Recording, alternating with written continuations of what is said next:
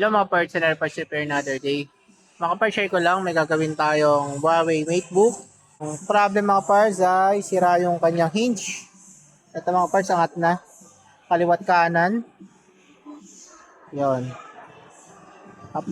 I-repair natin mga parts. Okay, samahan niyo ako. Let's go.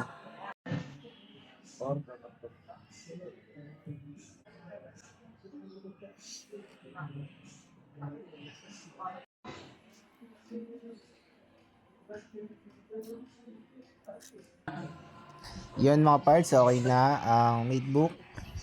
Na-repair hinge na natin. Yan, okay na. Nasasarado na natin na maayos.